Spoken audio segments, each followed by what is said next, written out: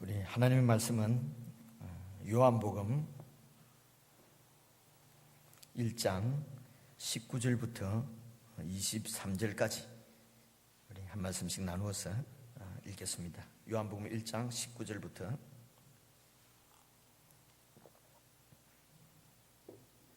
23절까지 말씀입니다. 자, 19절을 제가 먼저 읽습니다. 유대인들이 예루살렘에서 제사장들과 레위인들을 요한에게 보내어 네가 누구냐 물을 때에 요한의 증거가 이러하니라. 요한이 드러내어 말하고 숨기지 아니하니 드러내어 하는 말이 나는 그리스도가 아니라 한데, 또 묻되 그러면 무엇 네가 엘리야냐 가로되 나는 아니라. 또 묻되 네가 그 선지자냐 대답하되 아니라. 또 말하되 누구냐 우리를 보낸 이들에게 대답하게 하라. 너는 내게 대하여 무엇이라 하느냐 가로되 나는 선지자 이사야의 말과 같이 함께요 주의 길을 곧게 하라고 광야에서 외치는 자의 소리로라 하니라. 아멘.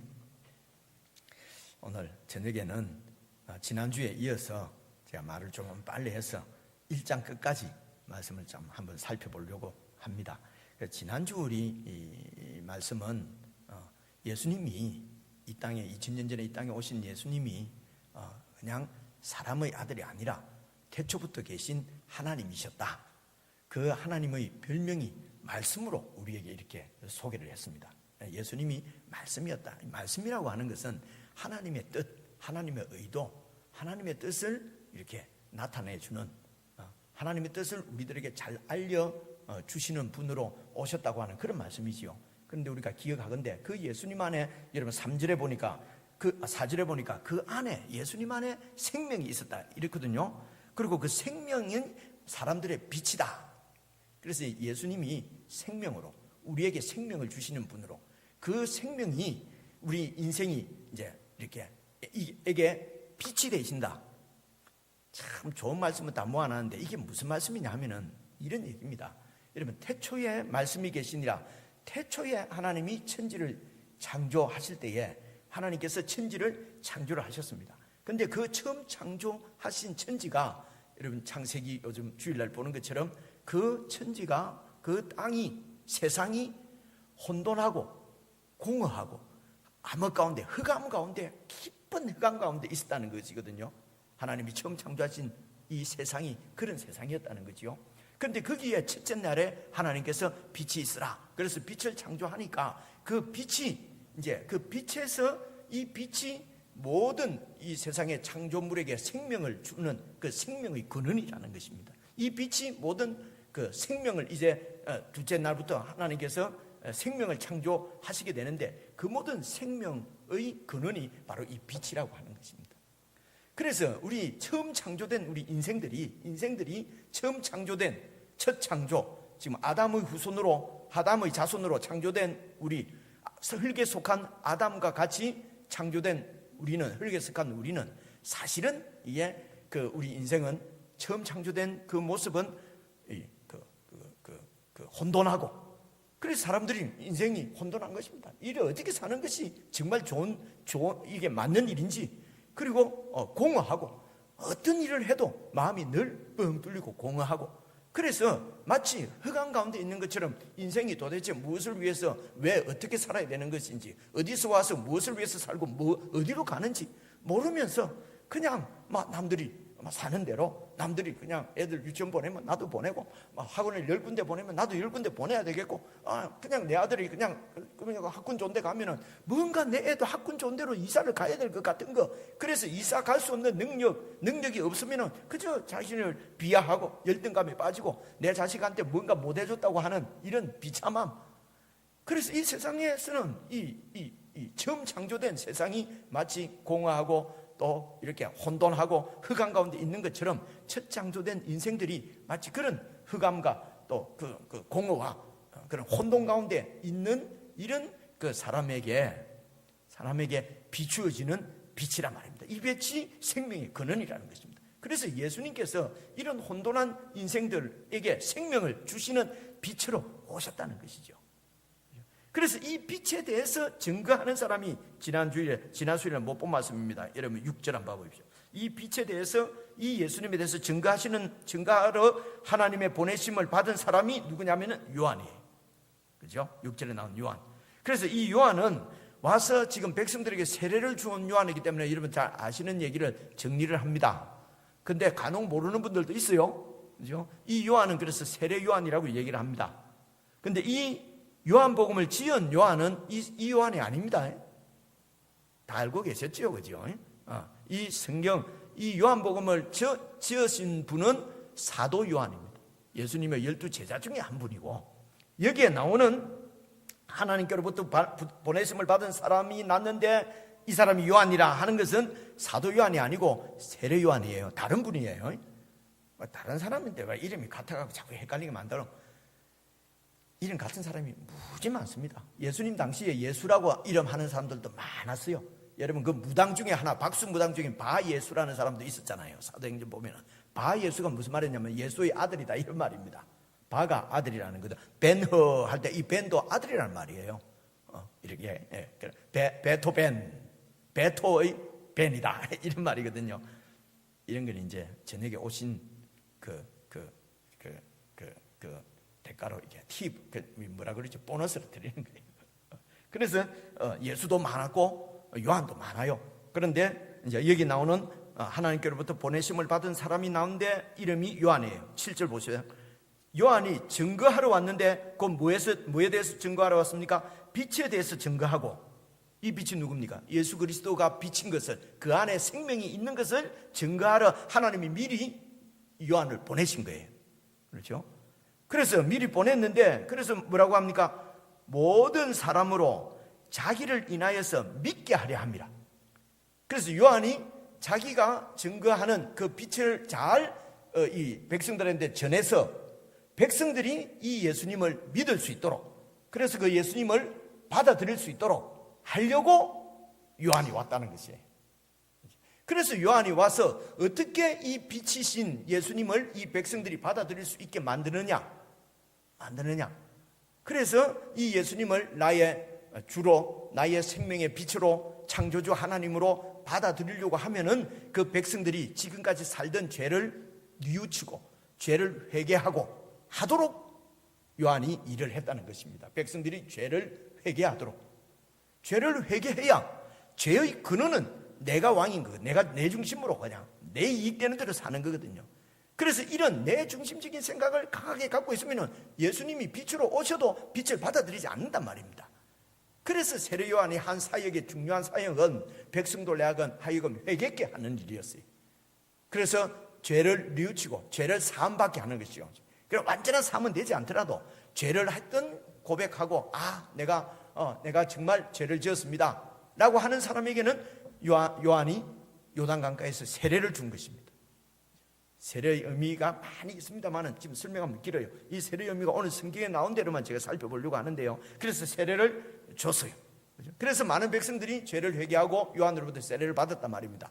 이렇게 세례를 준 이유는 뭐냐면은 예수님께서 빛으로 오신 예수님을 잘 받아들일 수 있도록, 그래서 예수님을 믿을 수 있도록 지금 세례 요한이 그런 일을 하고 있다는 것이에요. 그렇게 해서 예수님을 믿게 되면은 어떻게 됩니까? 쭉 내려가서 11절 봐보십시오. 자기 땅에 오매 자기 백성이 영접지 아니하였는데 곧 이 빛이신 생명의 빛으로 오신 예수님을 영접하는 자, 받아들이는 자를 뭐라고 그럽니까? 12절을 보니까 곧 그 이름을 믿는 자. 그러니까 예수를 믿는다는 것은 생명의 빛이신 그분을 나의 빛으로, 생명의 주로 이렇게 영접, 받아들이는 것을 예수 믿는다, 이렇게 얘기를 합니다. 나 예수 2000년 전에 있은 거 믿는다. 그분이 내 죄를 위해서 죽었던 걸 믿는다. 믿는다. 이렇게 믿는다는 것이 아니고 내 인격 속으로, 내 삶 속으로, 내 존재 속으로 그 예수님이 나의 생명의 빛인 것을 이렇게 받아들이고 그것을 이제 믿는다고 한다는 말입니다. 이렇게 12절 보니까 그 이름을 믿는 자들에게는 하나님의 자녀가 되는 권세를 하나님이 주신다. 그래서 하나님의 자녀가 되는 권세입니다. 이 놀라운 영광스러운 권세를 얻게 하나님의 자녀가 되게 하는 것은 바로 예수님을 영접하고 믿는 것인데, 그 사람들, 백성들이 이 예수님을 잘 믿을 수 있도록 죄를 회개하라고 외치고 하는 사역을 지금 이제 이렇게 세례 요한이 하고 있단 말입니다. 그런데요, 그래서 많은 사람들이 세례 요한에게 와서 막 세례를 받았거든요.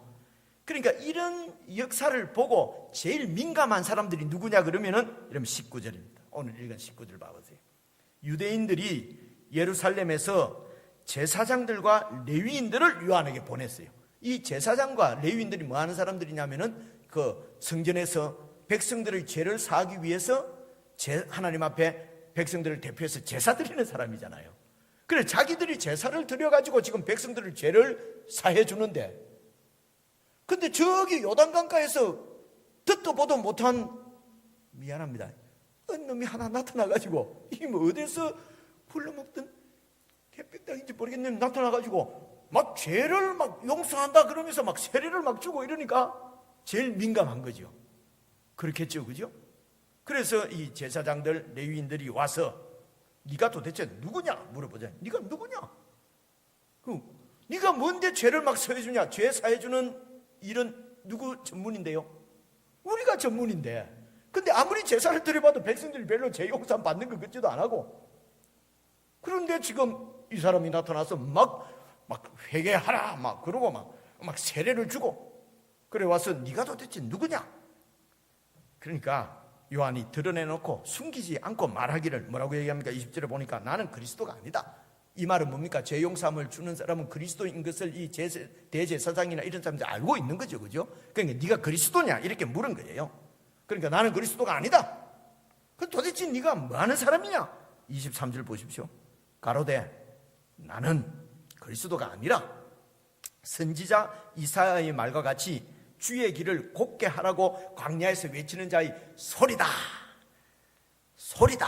이렇게. 예. 그러니까 소리는 사라져 버리잖아요, 그죠? 뭔가 뜻을 담아서 말하는 소리예요. 근데 말씀은 뭡니까? 말씀은 그 내용이지요. 그 말씀은 영원합니다. 하나님의 뜻은 영원한데 그 뜻을 알려주는 소리는 휘 하고 소리는 없어지잖아요. 남는 건 뭐가 남습니까? 말씀이 남잖아요. 이 소리라고 하는 것도 제가 이렇게 설명을 하니까 그럴듯하잖아요, 그죠? 그죠? 그러니까 소리라고 하는 것도 아무 때나 소리를 하는 게 아니고요. 말씀은 남는데 소리는 사라지잖아요, 그죠? 근데 여기에 주의 길을 곧게 하라 하는데, 여러분 성경에 보면 기억 안 써놨어요?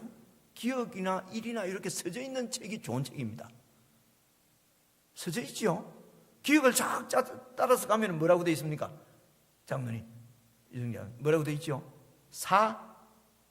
40-3 요래 되어 있잖아요. 이게 이사야서 40장 3절에 있는 말씀을 인용했다 이런 뜻입니다.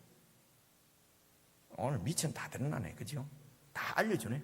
내가 막 이거는 이사야 40장에 있다면 와, 우리 목사는 확실히 성경을 많이 안다. 이거 다 보고 합니다. 그래서 이사야서 40장 3절에 보면은 이게 주의 길을 곧게 하라, 좀 말이 많아요. 근데 그 이사야 40장에 나오는 얘기는 무슨 내용이냐 하면은 이스라엘 백성들이 바벨론의 포로로 잡혀갔잖아요. 이런 거 생각나죠, 그죠? 바벨론의 포로로 잡혀갔어요. 그래서 예루살렘의 성전은 완전히 무너졌어요. 이게 BC 586년입니다. 예, 성전이 완전히 무너졌다는 말은 무슨 말입니까? 그 성전에는 누가 계십니까? 하나님이 계시잖아요. 근데 성전이 무너졌다는 것은 하나님이 그곳에서 떠나셨다는 거잖아요. 그렇죠, 그죠? 그래서 이제 바벨론에서 70년 동안 복역을 하고 이사야 40장에는 복역하고 이래 되어 있습니다. 그래서 70년 하나님의 정하신 때가 되어서 하나님이 그 지도자를 세워가지고 그 이스라엘 백성들을 다시 예루살렘으로 이렇게 이제 그 돌아오도록 하십니다. 그리고 돌아오는 이유가 뭡니까? 이곳에 와서 다시 성전을 새로 짓는 것입니다. 그래서 처음 무너진 성전은 솔로몬 성전이고, 다시 이 사람들이 돌아와서 짓는 성전은 이제 스룹바벨 성전이라고 그래요. 그 당시 지도자가 스룹바벨이었어요. 그래서 이제 이 돌아온다는 얘기는 뭡니까? 이제 왕이 떠나셨던 왕께서 다시 예루살렘으로 이제 귀환하신다는 이제 이런 그림으로 그리는 것입니다. 그래서 왕이 이제 이 이스라엘 백성들이 바벨론에서 예루살렘까지 오려고 하면은 길이 언덕도 있고 산도 있고 골짜기도 있고 오기에 불편한 길도 있고 막 이렇게 평탄치 않는 여러 험한 길도 있단 말입니다. 그래서 왕께서 이렇게 쫙 오시는데, 예루살렘을 향해서 오시는데 편안히 잘 오실 수 있도록 길을 평탄케 하란 말이죠. 그래서 높아진 산은 깎아버리고 푹 파진 길에는 골짜기는 메우고 험한 길은 치우고 이렇게 해서 왕께서 잘 오도록 주의 길을 곧게 하라 라는 말씀을 인용해서 이 세례 요한이 나는 왕께서 오시는 그 왕께서 잘 이렇게 왕으로 등극하실 수 있도록 그 길을 이렇게 닦는 사람이라는 거죠. 그게 백성들을 죄를 회개케 해서 왕을 잘 모셔드릴 수 있도록, 그래서 높아진 교만한 마음은 쳐서 내리고 완전히 좌절하고 낙심하고 막 하나님의 백성인데, 유대인들이 하나님 백성이잖아요. 하나님 백성 좌절하고 포기하고 있는 사람에게는 다시 하나님 나라에 대한 소망을 갖게 만들고, 이렇게 해서 예수님이 왕으로 오신 그 예수님을 잘 믿을 수 있도록 하는 왕의 길을, 주의 길을 곧게 하라고 하나님으로부터 보내심을 받아서 광야에서 외치는 자의 소리다 라고 대답을 한 것입니다. 내용이 이해되지요? 그리고 이제 또 이 세례 요한이 막 세례 주는 것 때문에 민감한 사람이 누구냐면요, 바리새인들이에요. 그 다음 보십시오. 24절. 또 저희는 바리새인들에게서 보낸 자라. 또 물어가로되 네가 만일 그리스도도 아니요 엘리야도 아니요 그 선지자도 아닐 텐데 어찌해서 네가 세례를 주느냐? 이제 이건 바리새인들이 또 이렇게 묻는 거예요. 이 바리새인들은 율법 학자들입니다. 이 바리새인들이 자기들이 이제 율법을 잘 설명해서, 그래서 그 율법대로 지키고 이렇게 하면은 이제 그 신학적으로 이렇게 율법에 의해서 하나님의 이렇게 자녀가 되는, 세례가 죄 씻음을 받고 하는 이런 의미를 갖고 있어요, 그 당시에는. 그래서 이렇게 해서 하나님의 자녀가 되는 정결함을 누리는데, 이게 또 듣도 보도 못한 이상한 선지자라고 하면서 말이지, 하나가 나타나가지고 라피 학교도 안 나온 게 나타나가지고 막 세례를 주니까 네가 누군데 도대체 세례를 주냐? 그죠? 그렇게 물어보는 거죠. 그러니까 26절 보십시오. 요한이 대답하되 나는 물로 세례를 주지만은 너희 가운데 지금 너희가 알지 못하는 한 사람이 지금 계신다. 근데 그분은 27절 곧 그분이 내 뒤에 오시는, 내보다도 늦게 태어나시는 바로 그분인데 나는 그의 신들매 풀기도 감당치 못하겠노라 하더라. 그래서 여기 이제 다른 성경에 보면은 나는 물로 세례를 주지만은 그분은 성령으로 오셔서 세례를 주실 것이다, 이런 말씀도 있잖아요, 그죠? 그 얘기를 왜 다 안 썼냐 그러면은, 그럼 책이 두꺼워서 못 들고 다녀요. 쭉 읽어보면 뒤에 나와요. 33절 보십시오. 나도 그를 잘 알지 못했는데 나를 보내서 물로 세례를 주라고 하신 그분이 누굽니까? 하나님께서 나를 보내갖고 물로 세례를 주라고 하나님이 말씀해서 내가 세례를 줬는데, 그때 그 하나님께서 나에게 말씀하시기를 주라 하신 그분이 나에게 말씀하시되, 33절입니다. 성경을 주목해서 보셔야 돼요. 자기 성경이 딱 있어야 됩니다. 예. 그죠? 그래 확인이 되지, 그죠? 그래서 말씀하시되 성령이 내려서 누구 위에든지 머무는 것을 보거든 그가 곧 성령으로 세례를 주는 그리스도인 줄 알라라고 하나님이 내한테 알려주셨기 때문에 내가 보고 그가 하나님의 아들이심을 증거하였노라. 그러니까 세례 요한도 하나님의 아들이 내 뒤에 오시는데 그분이 누군지 잘 몰랐는 거예요. 근데 하나님이 세례를 주라고 해서 자기는 세례를 줬는데, 그런데 왜 세례를 주라고 하셨냐 보니까 네한테 세례를 받으러 한 분이 오실 것이다. 그죠? 그러면 그 어떤 한 분에게 하나님의 성령이 쫙 내리는 것을 네가 보게 될 텐데, 그이가 바로 지금 네가 증거하는 그 그리스도다 라고 알려주셨단 말이지. 그래서 세례를, 다른 성경에 보면은 이제 예수님이 나에게 와서 나에게 세례를 달라 하니까 내가 당신한테 세례 받아야 되는데 왜 당신이 나한테 세례 달라고 하십니까? 이렇게 해서 하나님의 뜻이 이루어지는 것이 맞다, 합당하다. 그래서 세례를 이렇게 주고 나니까 하늘이 열리고, 그죠?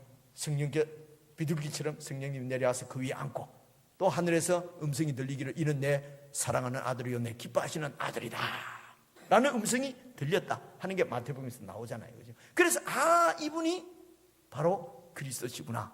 보니까 6개월 늦게 난 사촌 동생이야. 이게 이종 사촌, 이 친척입니다. 요한이 한 6개월 정도 일찍 났어요. 그 어찌합니까? 또 찾아보고 하면 시간 가잖아요. 대충 다 아는 사람들. 이게 이제 누가복음 이런 데 보면 다 나와요. 그래서 내보다 늦게 태어났지만은 내 동생이 아니라 이분은 나보다도 먼저 계신 분이라는 게, 나보다 먼저 태초부터 계신, 이건 이제 신학적으로는 예수님의 선제성 막 이럽니다. 그러니까 학교 다닐 때 이 무슨 말인지 모르. 선제가 도대체 뭐야?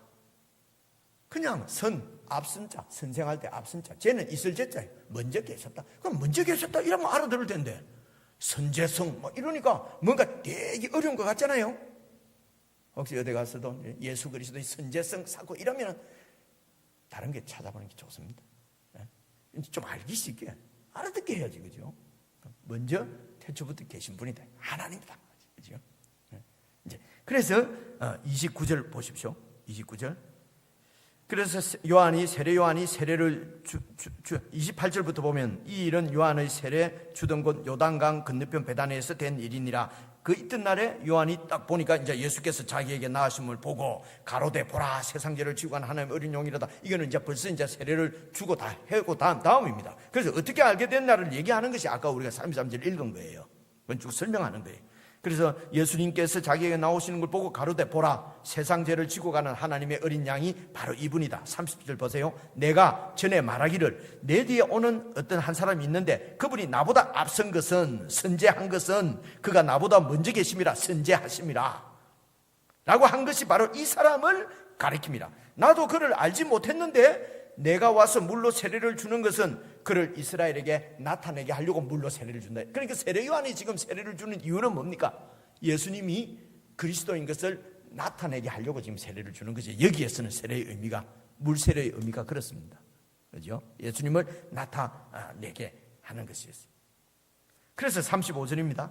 또 이튿날 요한이 자기 제자, 그러니까 이 유명한 선지자니까, 막 능력 있는 선지자니까 제자들이 많이 따라다니지 않겠습니까? 그래서 35절 보니까 이튿날 요한이 자기 제자 중 두 사람과 함께 썼다가 예수님께서 이제 그 갈릴리 쪽에 이렇게 갈릴리가 아니네, 여기는 요단강 쪽이다, 그죠? 이렇게 왔다 갔다 하시는 것을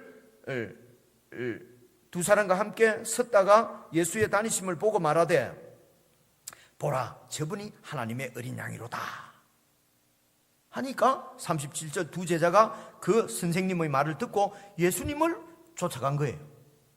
그죠?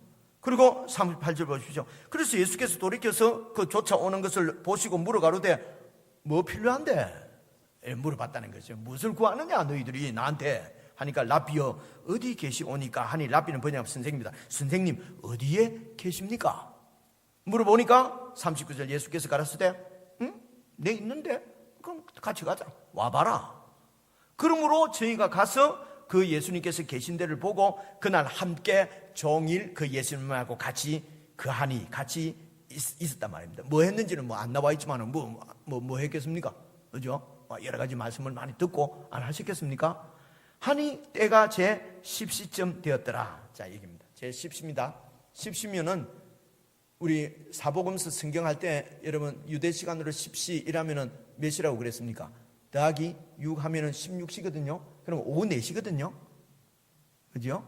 오후 4시입니다. 그런데 요한복음은 뒤에 다 찾아보면 예수님이 돌아가실 때 시간 뭐 이런 것들이 만약에 이런 식으로 하면은 마태복음이나 마가복음, 누가복음에 나오는 시간하고 잘 안 맞아요.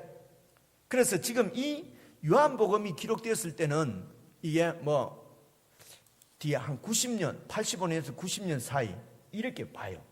그러니까 이때는, 그러니까 마가복음이나 이런 사복음이 기록됐을 때는 50년대 후반, 60년대 이렇게 보는 거예요.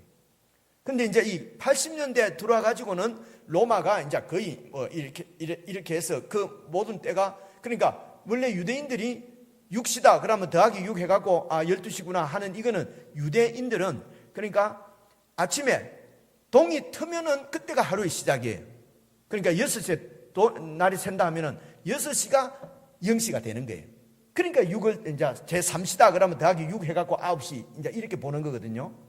근데 이제 로마 사람들은 0시부터 1시, 2시, 그러니까 자정, 우리가 지금 얘기하는 오늘 그냥 양력 날짜에 양력 시간으로 로마가 썼대요. 그래서 그때는 그게 이제 편만하게 막 그렇게 됐기 때문에 유대인들이 70년 이렇게 돼갖고 완전히 예루살렘이 완전히 함락되거든요. 70년도. 그렇죠, 그죠?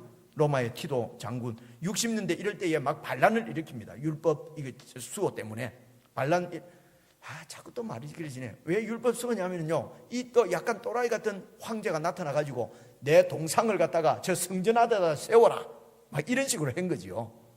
그러니까 이제 우상이라고 생각되지 않습니까? 막 이게 여러분 여기다가 내 동상을 요 뒤에 떡 세워 놓으면 되겠습니까? 그래갖고 유대인들이 반란을 일으켜가지고, 그래서 이제 로마에서 이 반란을 진압하기 위해서 이제 이 장군이, 베스피시안 장군이 와서 이제, 근데 이 예루살렘 성이 경고해 놓으니까 함락이 잘 안 되는데, 그때 이제 로마에는 또 혁명이 일어나갖고 황제가 하나 죽어버린 거예요. 그러니까 이 베스피시안 이 장군이 이제 자기 아들이, 성경에는 디도 장군입니다. 티투스 그 장군 보고 네가 요 좀 맡아가고 처리해라. 그리고 이 양반이 돌아가가지고 확 진압하고 자기가 황제가 된 거예요. 이게 베스피시안 황제입니다.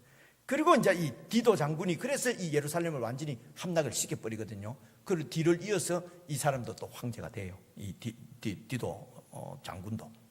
어쨌든 이렇게 해서 완전히 이제 예루살렘도 멸망하고 이랬기 때문에 이제 이런 유대인들의 어떤 전통 이런 것이 다 좀 이렇게 없어져 버린 거죠.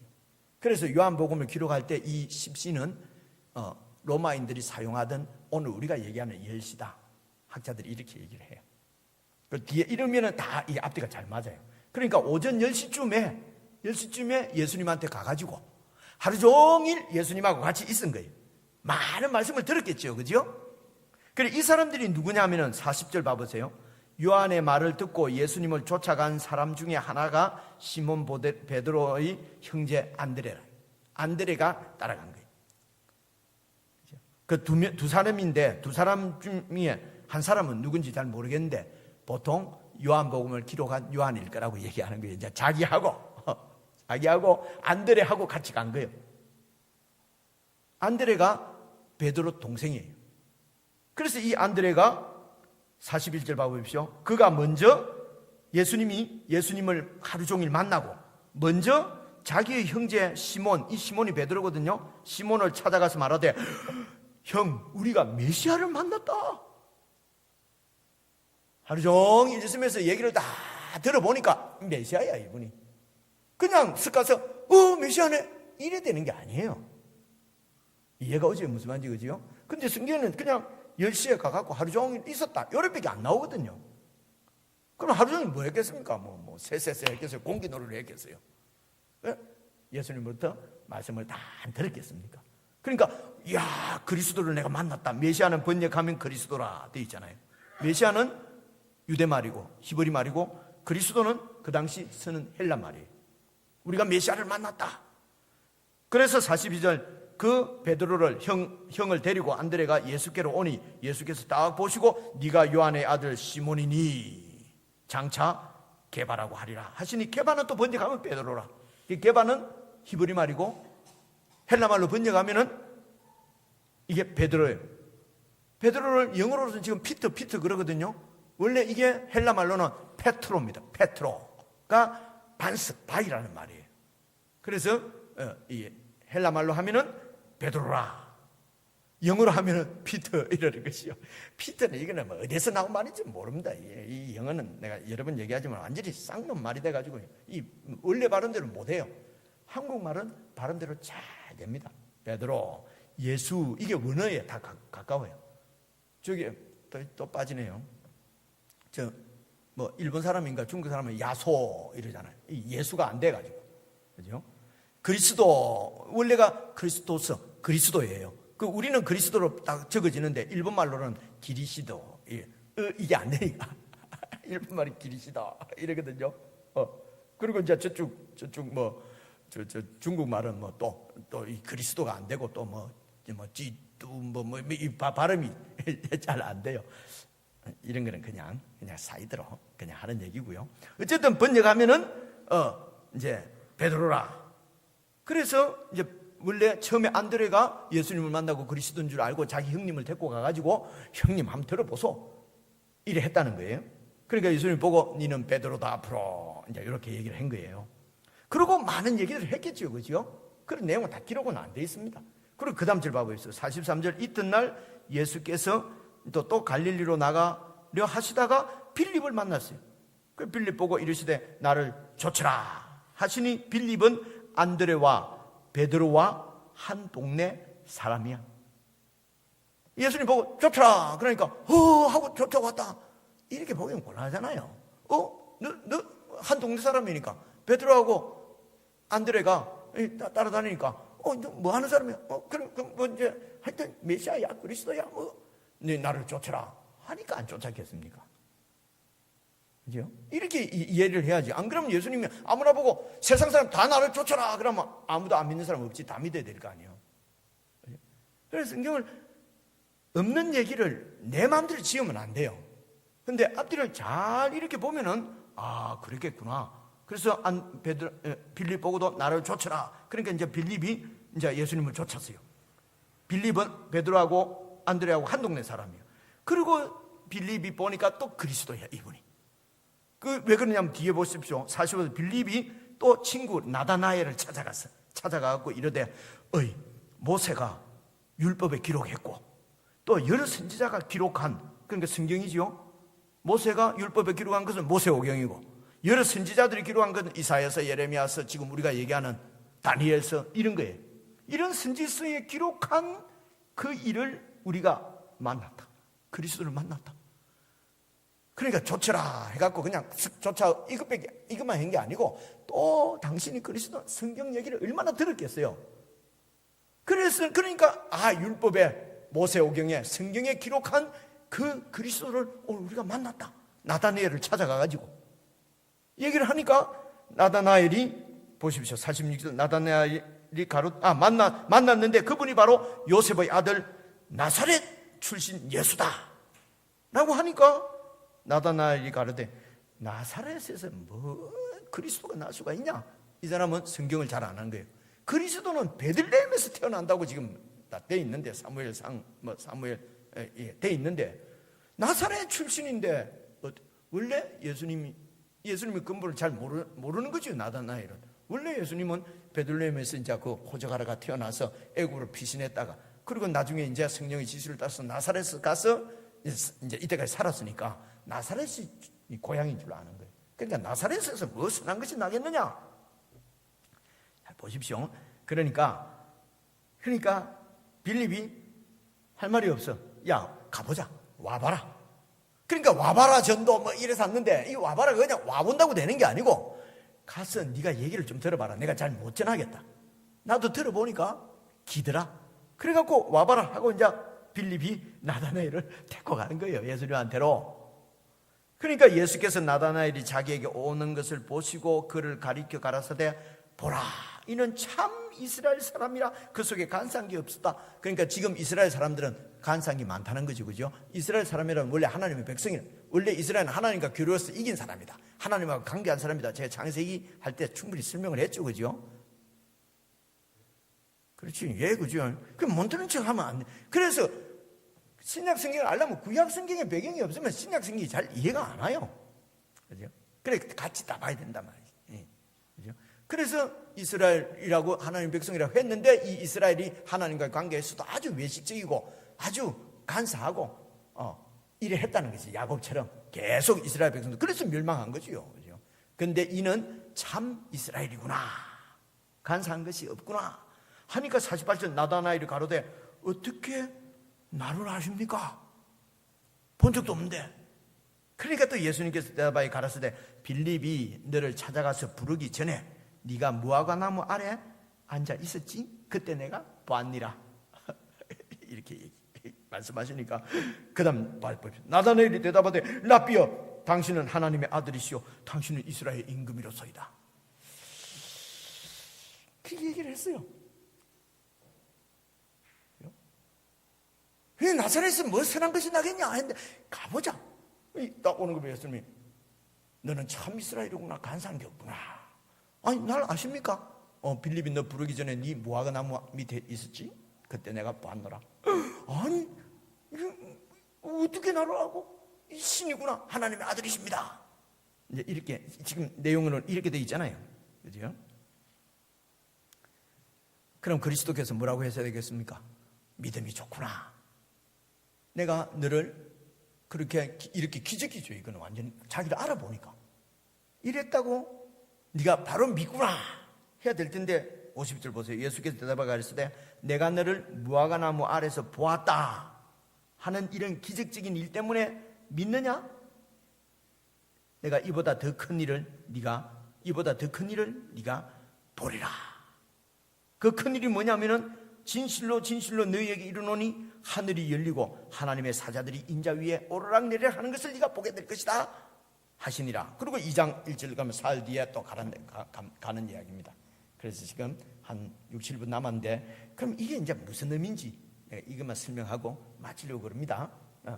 그러니까 나다나엘이 그 무화과 나무는 말입니다, 이스라엘의 무슨 대표적인 이스라엘을 상징하는 나무가 무화과 나무라고 할 정도로 무화과 나무가 많아요, 거기에.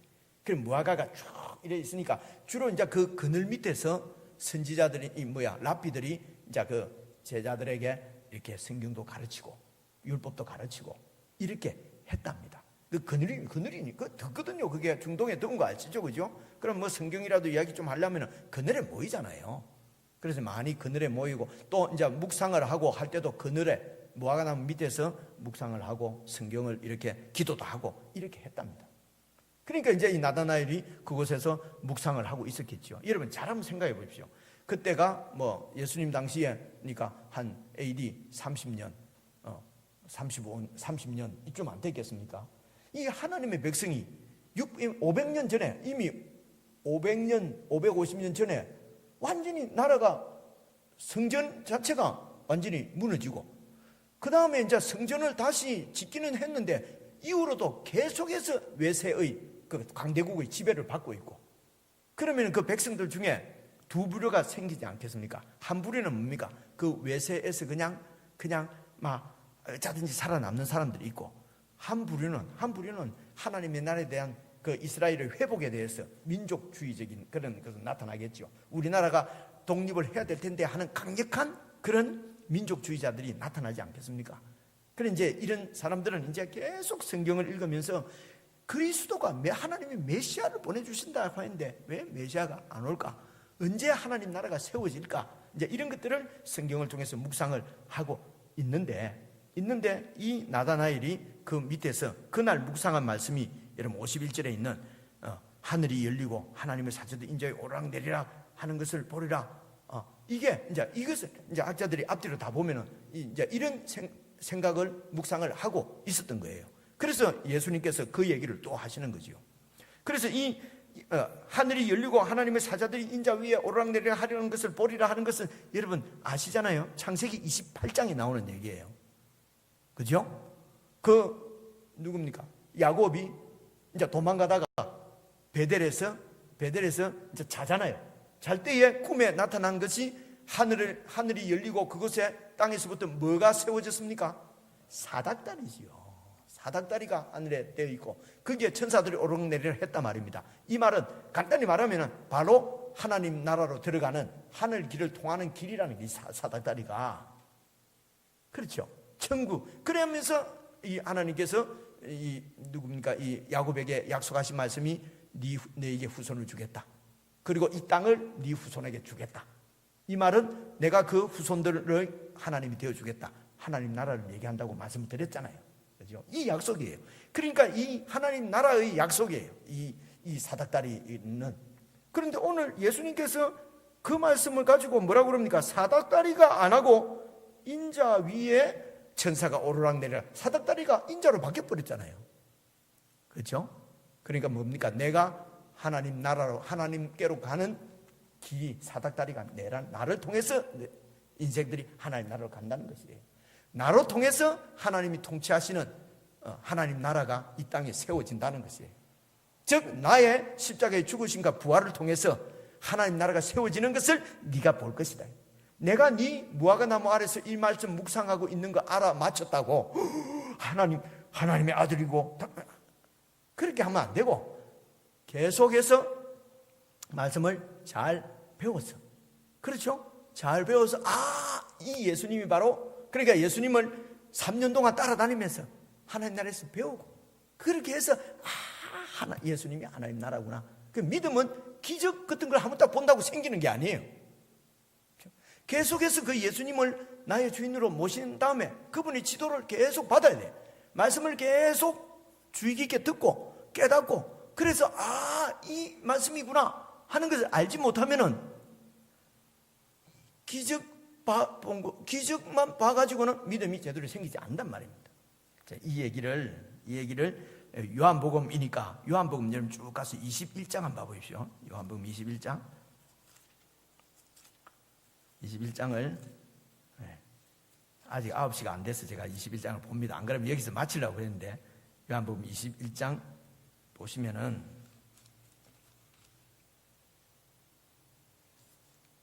20장부터 보셔야 되겠습니다. 20장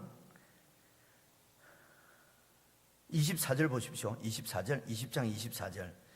12제자 중에 하나인 디두모라고 하는 도마는 예수 오셨을 때 함께 있지 아니한지라.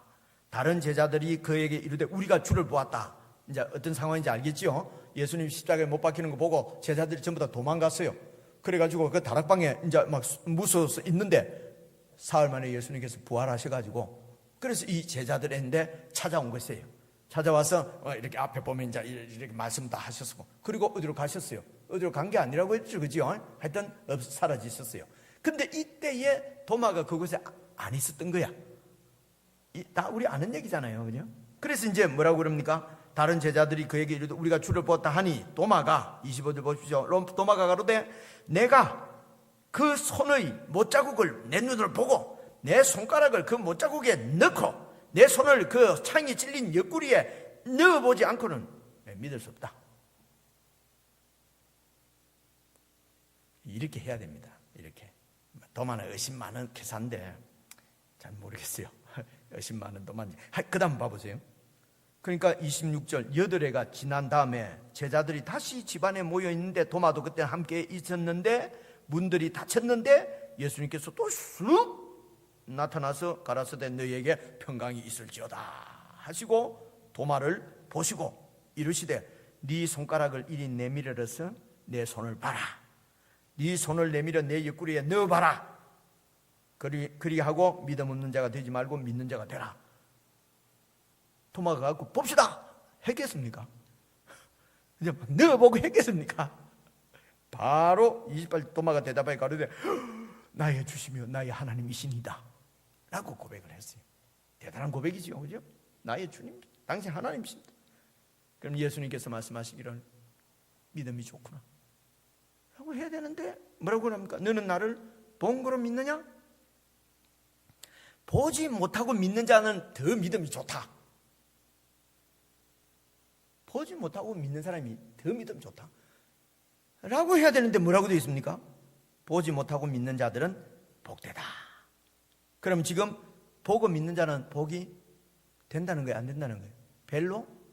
별로 복이 아니다. 이 말은 또 사투리네. 아니다 이런 말이잖아요. 헷갈립니까? 아닙니까? 너는 보고 믿느냐? 보지 못하고 믿는 자가 더 믿음이 좋다. 우리는 생각이 이 생각이잖아요. 근데 보지 못하고 믿는 자가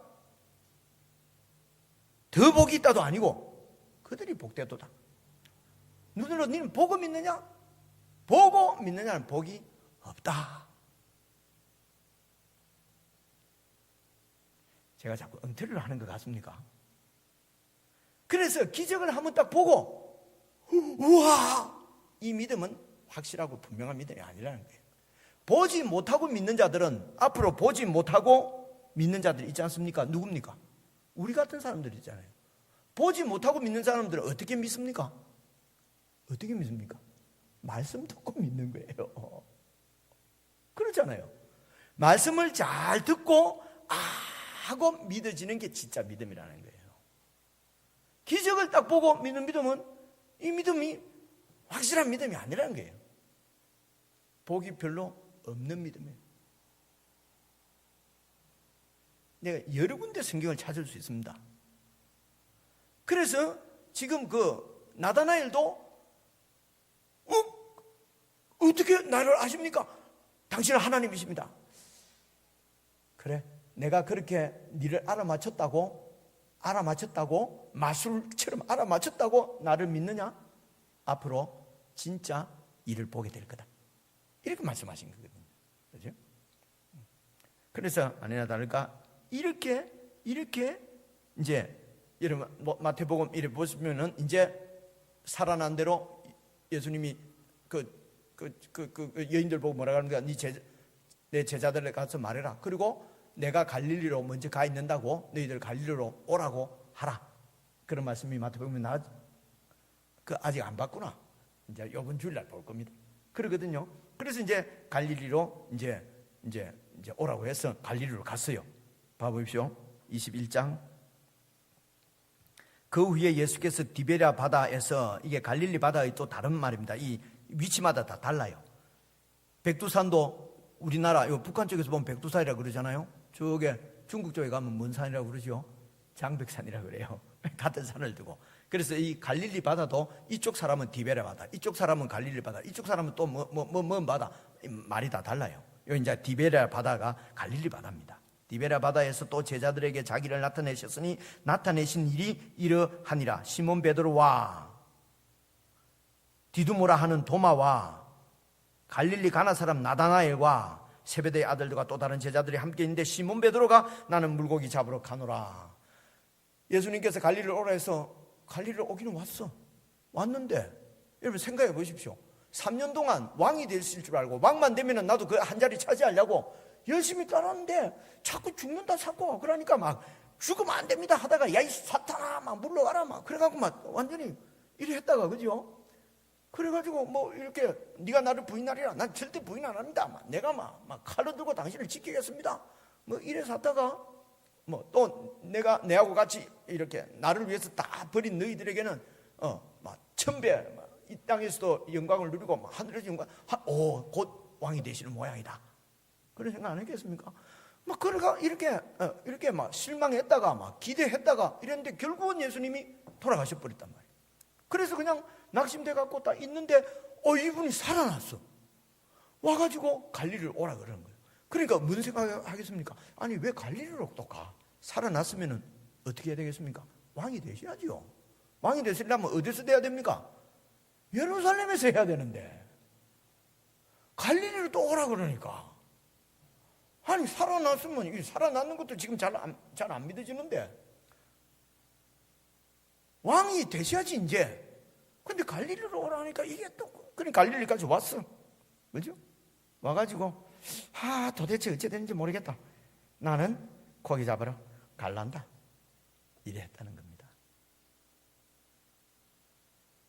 그러면 이제 도마 같은 사람은 얼마 전에 하나님이 했잖아요. 베드로야 그러면 안 되지. 그분이 지금 우리 주 하나님이잖아. 응? 해야 될 텐데 뭡니까? 시몬 베드로가 나는 물고기 잡으러 가려 하며 저희들도 우리도 함께 간다 하고 배에 올라서 가서 고기 잡으러 갔다는 거예요. 그래서 누구 차례대로 갔냐 하면요 디두모라는 도마가 제일 먼저 따라 나서고 아마 요 순서대로 기록 안 했을까 내 생각에. 그 다음에 누가 따라 나섭니까? 나다나엘이 따라 나서고 그래 맞다. 아이고 잘 모르겠다. 살아난 거는 분명하게 살아난 것 같은데 보긴 봤는데 모르겠다. 그냥 가자. 그래서 예수님께서 다시 와갖고 물고기를 잡았느냐 한 마리도 못 잡았습니다 어쩌고 뭐 이래 하는 얘기가 나오거든요. 사도행전 1장 한 절만 보고 말씀을 마무리하겠습니다. 사도행전 1장 요한복음 다음에 사도행전 나오잖아요. 1장 3절입니다 3절 해를 받으신 후에 이제 십자가에 죽으신 후에 또한 저희에게 확실한 많은 증거로 친히 사심을 나타내시고 며칠 동안? 40일 동안 저희에게 친히 사심을 나타내시면서 저희에게 보이시며 그 다음에 뭐합니까? 하나님 나라의 일을 말씀하시고 40일 동안 그러고 가셨다는 것이에요. 하나님 나라 일을 40일 동안 계시면서 나타나시고 하면서 하신 일이 뭡니까? 그냥 내 살아났다 깜짝 쇼하러 나타나신 것이 아니고 자기가 살아난 것을 보이시면서 3년 동안 가르쳐도 잘 못 알아듣던 하나님 나라에 대해서 부활하신 예수님께서 또 성경을 쫙 설명하셔서 그 내용이 누가복음 보면 나와요. 구약 성경에 모세가 나를 가르쳐 기록한 거, 이런 얘기를 다 해서 40일 정도 하니까 그 중에 이번 주일날 마태복음 보시겠습니다만 그래 했는데도 아직도 안 믿는 사람들이 있더라, 이렇게 돼 있어요. 그런데 예수님이 이제 승천하시면서 너희들은 모든 족속으로 제자를 삼아라는 명령을 주시고 가시거든요. 그러니까 그렇게까지 40일 동안 설명을 했는데도 아직도 긴가민가 하는 사람들이 있고, 믿음이 그렇게 한번 기적을 딱 봤다고 믿으시는 게 아닙니다. 40일 동안 계시면서 하나님 나라 일을 말씀을 하시고, 그리고 그들에게 내가 분부한 모든 것을 다 가르쳐서 지키게 하라. 그래서 말씀을 계속 이렇게 전하고, 이렇게 해서 우리 믿음이 말씀을 통해서 이렇게 굳게 세워져 가는 것입니다. 이렇게 하나님 나라가 세워진다는 얘기예요. 그래서 요한복음 1장도 다시 안 돌아가겠습니다. 요한복음 1장에 이 나다나엘을 통해서 보여주시는 것은 나다나엘에게 기적을 보여주신 것이죠. 보지도 않고 내가 네 봤다. 그러니까 아이고 당신은 하나님의 아들입니다. 아니, 앞으로 내가 하늘에 천국 가는 길을 내가 열어놓는 것을 네가 보게 될 것이다. 그래서 나를 믿으면은 생명을 얻고 바로 내가 빛이고, 그래서 나를 믿는 자는, 영접하는 자는 그 하나님의 자녀가 되는 권세를 얻게 될 것이다. 결국 요한복음 20장에 가서 이 기적들을 기록한 6가지 기록을 기록한 이유는 예수님이 그리스도시요 하나님의 아들인 것을 너희로 믿게 하고, 그 예수님의 이름을 힘입어서 영생을 얻게 하려고 내가 이것을 기록했다. 그래서 예수님을 잘 배우고, 그래서 그 예수님을 나의 주로, 생명의 빛으로 받아들이게 되면은 공허와 혼돈과 암흑 가운데서 벗어나서 참 목적과 참 이 삶의 의미를 알고, 그래서 예수님이 우리의 빛이 되시고 우리 인생의 빛이 되시고 계속 예수님의 빛의 인도를 받아서 살아가는 이 땅에서도 천국 백성으로 사는 하나님의 자녀의 권세를 누리게 된다는 것입니다.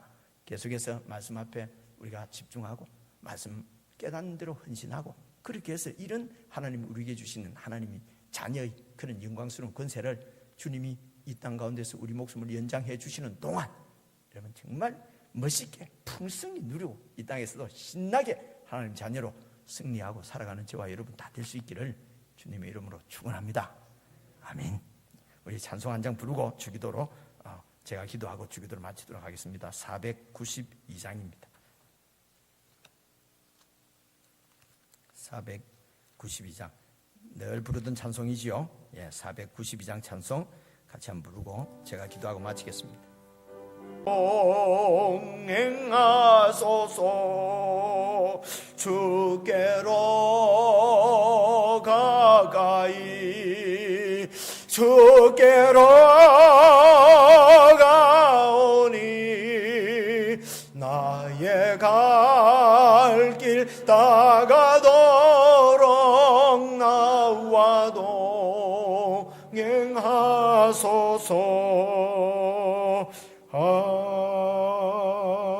아멘. 하나님 아버지, 천사들이 주님 위에서 오르락내리락 하는 놀라운 사건을 말씀을 통해서 깨닫게 하시고, 예수님이 우리의 빛이요 생명이요 천국 가는 길을 여신 분인 것을 깨달게 하심을 감사합니다. 하나님 아버지, 우리에게 주님 이런 놀라운 은혜를